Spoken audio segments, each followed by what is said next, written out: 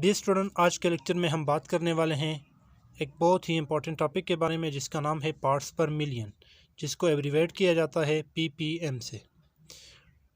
Definition क्या है student parts per million की? Number of parts of solute present in million parts of solution. Dear student, अगर आपके solution के million parts हो और उस मिलियन पार्ट्स में आपके सॉल्यूट का एक पार्ट हो तो उसको बोला जाता है 1 ppm। अगर मिलियन पार्ट्स में से आपके सॉल्यूट के 2 पार्ट हों तो उसको बोला जाता है 2 ppm। इसी तरह अगर 3 पार्ट हो तो 3 ppm।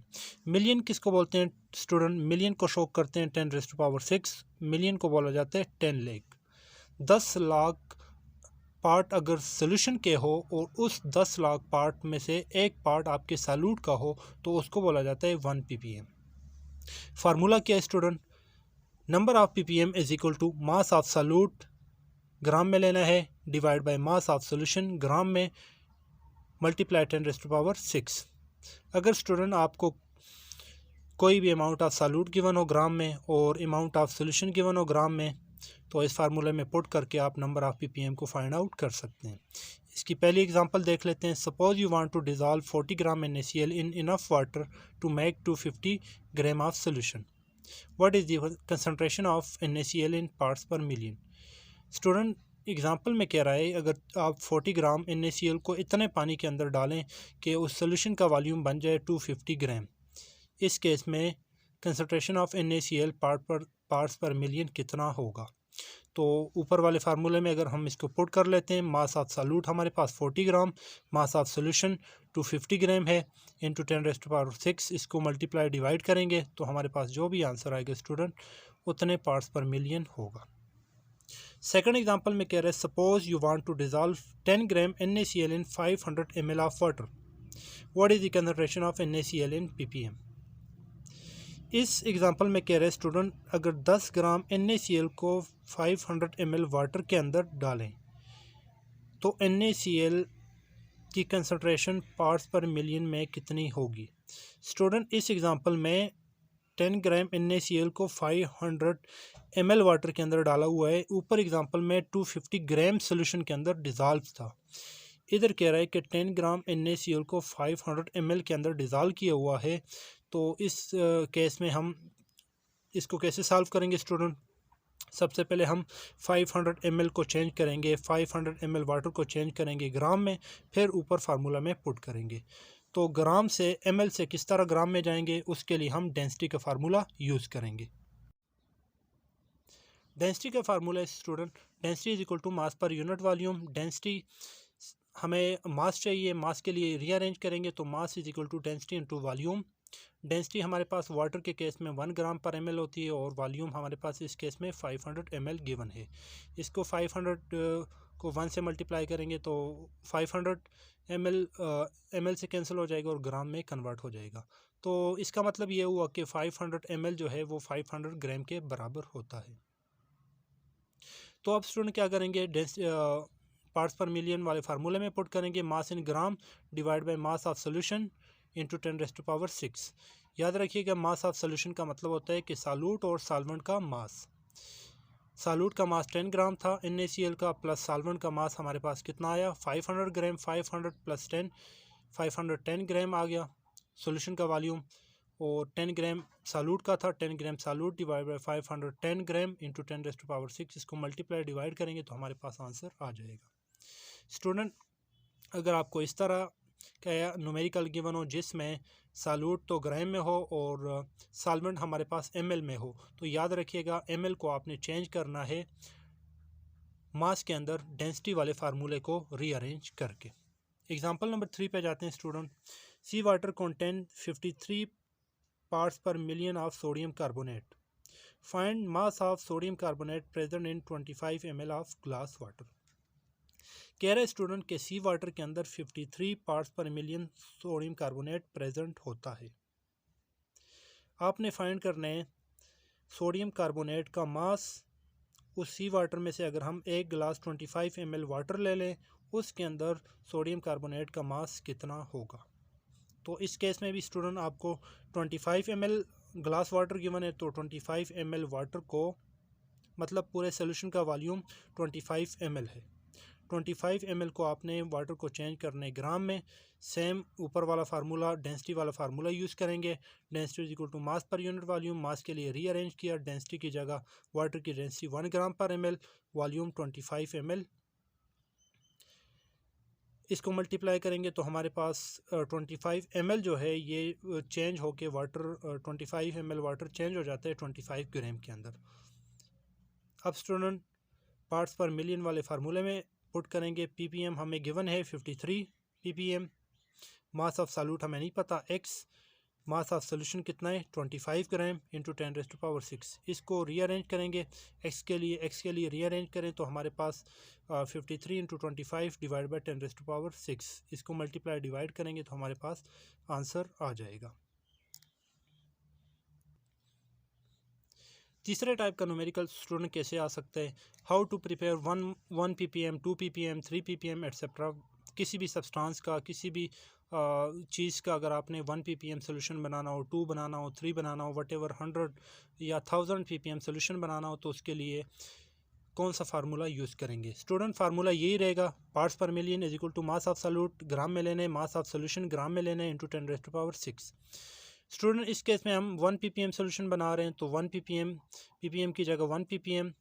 मास ऑफ सॉल्यूट कितना लेना है वो हमें अननोन है, और मास ऑफ सोल्यूशन हम 1000 ग्राम में लेंगे। मल्टीप्लाई 10⁻⁶। 1000 ग्राम आपने टोटल सोल्यूशन का वॉल्यूम लेना है। 1 ppm बनाने के लिए आप 100 ml वाटर ले लें, 100 ml water which is equal to 100 gram. Okay, mass of solute के लिए अगर हम रीअरेंज करेंगे तो हमारे पास 1 ppm इंटू 1000 डिवाइड बाई 10⁻⁶। इसको मल्टीप्लाई डिवाइड करेंगे तो हमारे पास 0.001 ग्राम आ जाएगा। मतलब 1 ppm सोल्यूशन बनाने के लिए 1000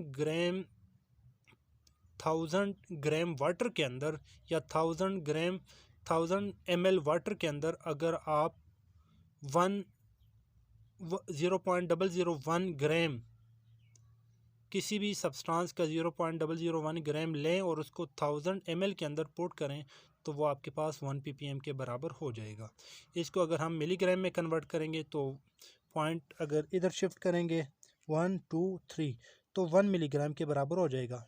इसका मतलब ये हुआ आप 1 मिलीग्राम ले लें और इसको 1 kg वाटर के अंदर ऐड करें जो बराबर हो जाएगा 1 ppm के, या 1 मिलीग्राम को 1 लीटर पानी के अंदर डिज़ोल्व करें तो हमारे पास क्या होगा 1 ppm सोल्यूशन बनेगा। डियर स्टूडेंट, 1 लीटर और 1 kilogram water is same according to density formula. देखें 1 kilogram water is equal to 1000 ml। Density is equal to mass per unit volume, हमें मास चाहिए, mass is equal to density into volume. Density water की 1 होती है और volume 1000 ml। 1000 ml 1000 ml और ml से cancel और ग्राम हमारे पास रह जाएगा। इसका मतलब ये हुआ कि 1000 ml water is equal to 1 kilogram. तो स्टूडेंट याद रखिएगा 1 milligram 1 kg is equal to 1 ppm solution. Okay, अगर मैं आपको कहूँ कि मुझे 1000 ppm सोल्यूशन बनाना है तो 1000 milligram which is equal to 1 gram in 1 kilogram. 1 gram in 1 kilogram is equal to 1000 ppm। 1 मिलीग्राम in 1 kg is called 1 ppm solution.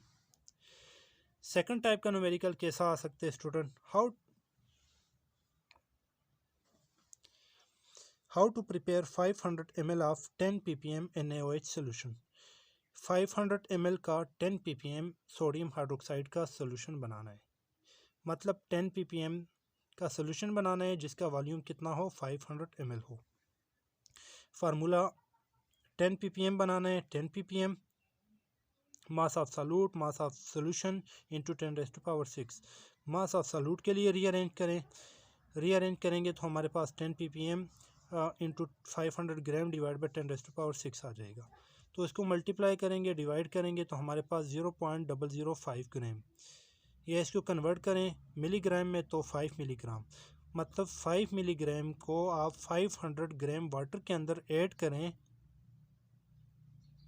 तब जाके हमारे पास क्या होगा 10 ppm का सोल्यूशन बनेगा। ठीक है, 10 ppm का सोल्यूशन बनाने के लिए 500 ml वाटर के अंदर 10 ppm सोल्यूशन बनाने के लिए आपको चाहिए 5 मिलीग्राम। 5 मिलीग्राम को 500 ग्राम वाटर के अंदर ऐड करें या 5 मिलीग्राम को 500 ml वाटर के अंदर ऐड करें तो हमारे पास क्या आएगा, 10 ppm सोल्यूशन। अब स्टूडेंट बात करते हैं, हमारे पास अगर कोई भी कहे कि कोई भी ppm का सोल्यूशन बनाओ, तो फार्मूला जो मैंने आपको पहले दिखा दिया उससे आप इजीली कैलकुलेट कर सकते हैं। या एक सिंपल तरीका भी है कि आपको फॉर एग्जांपल एक ऑलरेडी आप एक स्टॉक सोल्यूशन बना लें 1000 ppm का, और उससे आप आसानी के साथ कोई और ppm का सोल्यूशन बना सकते हैं। तो स्टूडेंट मान लें हम, जैसे कि मैंने कहा कि 1 मिलीग्राम 1000 ml या 1000 किलोग्राम के अंदर डालें तो 1 ppm सोल्यूशन बनेगा। 1000 मिलीग्राम अगर 1 किलो वाटर के अंदर ऐड करें तो 1000 ppm सोल्यूशन बनेगा। जैसा कि 1000 milligram is equal to 1 gram. 1 gram 1000 ml water के अंदर या 1000 किलोग्राम वाटर के अंदर ऐड करें तो हमारे पास क्या बनेगा, 1000 ppm का सोल्यूशन बनेगा। 1000 ppm सोल्यूशन मैंने स्टॉक सोल्यूशन बना दिया। अब आप डाइल्यूशन फार्मूला यूज़ करके इससे कोई भी और सोल्यूशन बना सकते हैं। मान लें इस स्टॉक सोल्यूशन से मैंने बनाना है 100 ml का 100 ppm सोल्यूशन मुझे चाहिए। 100 ppm सोल्यूशन बनाना है जिसका वॉल्यूम कितना हो, 100 ml। डाइल्यूशन फार्मूला यूज़ करेंगे C1 V1 into C2 into V2। Dear student, हमें चाहिए C1 की जगह हम स्टॉक सोल्यूशन की कंसंट्रेशन 100 ppm होगी।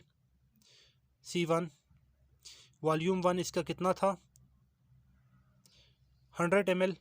ओके। C2 कंसंट्रेशन हमने 100 ppm बनानी है, और V2 कितना वॉल्यूम चाहिए होगा उसके लिए हम इसको रीअरेंज करेंगे। क्लियर?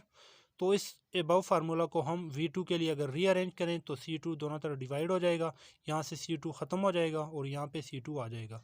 तो V2 के लिए अरेंज करें तो C1 V1 into divide by C2। C1 की जगह 100 ppm concentration of stock solution 100 ppm, volume 1 1000 ml। 1000 ml के अंदर हमने प्रिपेयर किया था ना। और C2 कंसंट्रेशन C2 मतलब आपने कितने ppm बनाना है, 100 ppm बनाना है। तो 100 ppm बनाने के लिए आपको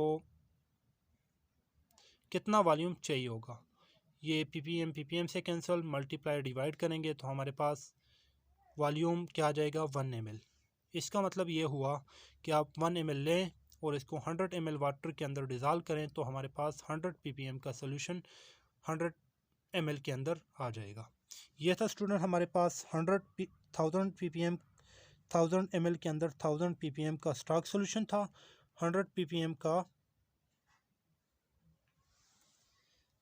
1000 ppm का 1000 ml के अंदर क्या था, स्टॉक सोल्यूशन। इससे हमने बनाना था 100 ppm का 100 ml का 100 ppm सोल्यूशन बनाना था। तो इसके लिए हमने क्या किया, डाइल्यूशन फार्मूला यूज़ करके वॉल्यूम निकाल दिया। वॉल्यूम 1 ml आया। 1 ml को आपने लेना है और उसको 100 ml वॉल्यूम के अंदर, जितना वॉल्यूम आपको बताया था कि कितने के अंदर बनाना है, तो उसके अंदर डिज़ोल्व करेंगे तो हमारे पास क्या आ जाएगा,